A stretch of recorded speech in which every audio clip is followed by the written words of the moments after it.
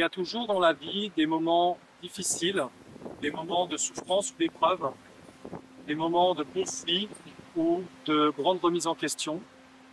Et généralement, dans ces moments, tout est confus. Il y a comme un nuage gris qui se met dans notre pensée, dans notre intellect.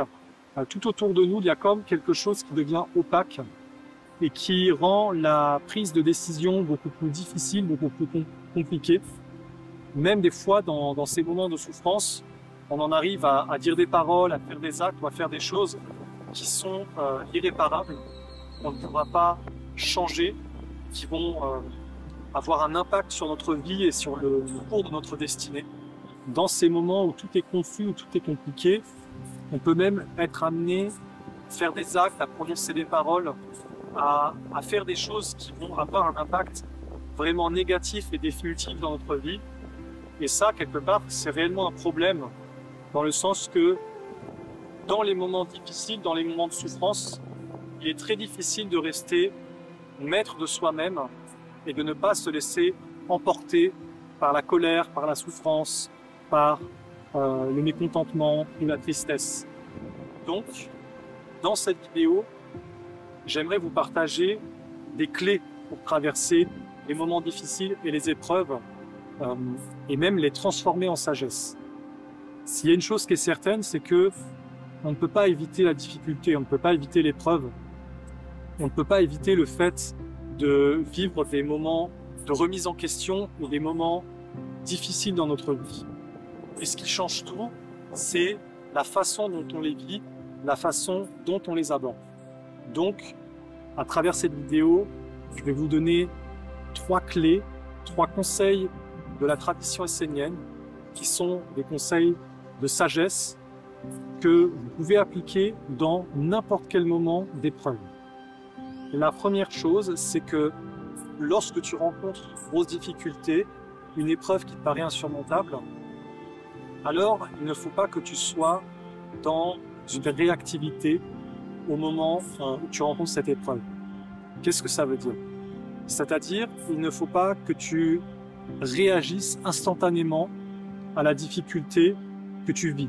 Pourquoi? Parce que tu n'en as pas encore la sagesse ni la compréhension.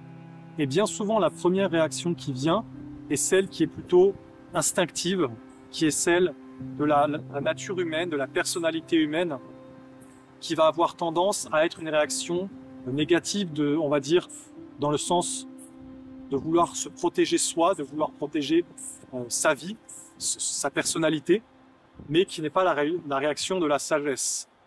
Alors, dans ces moments-là, la première chose qu'il faut faire, c'est ne pas réagir instantanément.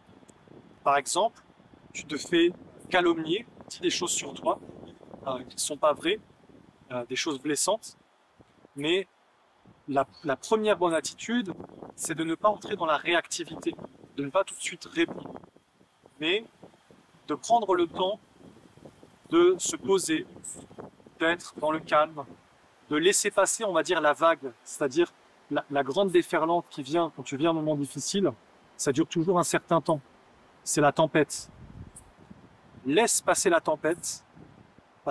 Si c'est nécessaire, comment dire, prends-toi les coups, c'est-à-dire encaisse les coups, mais ne sois pas dans la réactivité. Pourquoi? Parce que la réactivité va empirer les choses. C'est comme mettre de l'huile sur le feu. Ça va empirer beaucoup plus, ce qui pourrait être atténué beaucoup plus rapidement.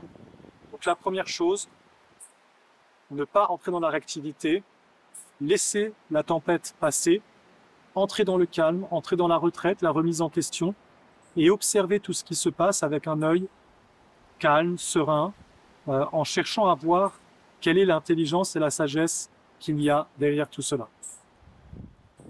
La deuxième clé pour traverser une épreuve, parce que généralement une épreuve, on va dire, oppose deux mondes. C'est vraiment un choc de monde, généralement c'est un combat. Alors, souvent quand on vit une épreuve, c'est qu'on se sent agressé. Alors ça peut être une personne physique qui est en face de nous, ça peut être quelque chose d'autre, vous voyez, ça peut être intérieur aussi, mais souvent, derrière la personne, il y a une force, c'est-à-dire une influence, une entité. Et cette entité, souvent, c'est c'est des influences, on va dire, un peu sombres, un peu ténébreuses, dans le sens que tu vas vivre une épreuve et en face de toi, ce qui va se manifester, c'est la colère, c'est la haine, c'est la cruauté, c'est la méchanceté, c'est la jalousie, c'est la peur. Voilà, c'est plein de choses qui peuvent se manifester devant toi. Généralement, c'est un côté un peu sombre. La deuxième clé dans ces moments-là, c'est de ne pas réagir avec les mêmes armes. C'est de ne pas, par exemple, devant toi, il y a quelqu'un qui va agir avec la haine, qui va animer la haine envers toi. Eh ben, ne réponds pas toi aussi avec la haine, mais réponds avec les armes de la lumière. Ne prends pas les armes du côté sombre, prends les armes du côté de la lumière, c'est-à-dire arme-toi avec la paix, avec la dignité, la bonté, la douceur, c'est-à-dire avec le monde des vertus. Prends la vertu qui va complémenter. Si quelqu'un est en colère en face de toi, alors demeure calme, demeure serein, demeure dans la paix. Et ne réponds pas avec la colère, avec la haine. Ne réponds pas avec la peur. N'utilise pas les mêmes armes pensant que c'est légitime, alors que ça ne l'est pas. Pourquoi ça ne l'est pas?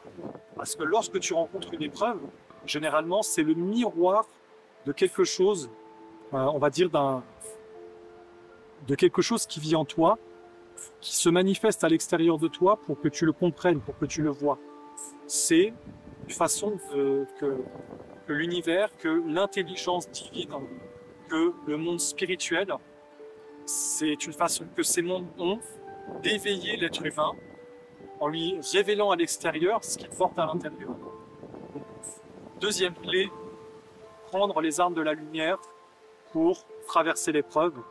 Et tu vas voir que en t'armant des vertus, en réagissant avec les vertus, tu vas avoir beaucoup plus de résultats. C'est-à-dire que le résultat va être authentique, il va être vrai. Il va être une guérison, une libération. Il ne va pas être d'empirer la situation ou alors de la régler en apparence. Parce que, admettons, tu vas réagir dans la colère, dans la violence, mais ça va régler la situation juste en apparence, pas en vérité. Tous les événements que tu rencontres, qu'ils soient positifs ou négatifs, sont porteurs d'une sagesse. Et ça, c'est l'essence de la troisième clé, qui est d'essayer de chercher, de comprendre quel est le message derrière la difficulté, la souffrance ou l'épreuve que tu vis. Parce que quand tu vis une épreuve, principalement, il y a vraiment un message derrière, il y a vraiment une sagesse. Bien souvent, c'est un message de quelque chose qui a été enfermé à l'intérieur de toi. Quelque chose qui n'est pas clair. Ça peut être, par exemple, un karma du passé, un karma personnel de toi, soit dans cette vie, par exemple, quelque chose que tu as fait dans cette vie que tu dois régler, ou alors même un karma d'une ancienne vie que tu dois régler.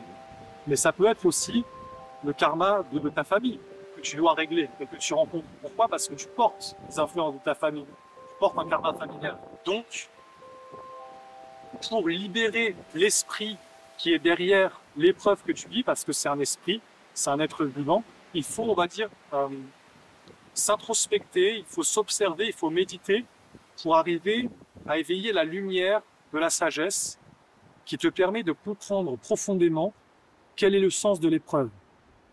À partir du moment où tu comprends le sens de l'épreuve, tu vas comprendre toutes les étapes que tu dois faire pour en sortir, pour t'en libérer, pour passer à autre chose.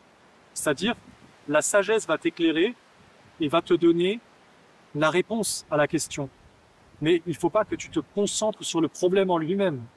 Il faut quelque part que tu cherches à en savoir quelle est la cause. Qu'est-ce qui a causé ce problème?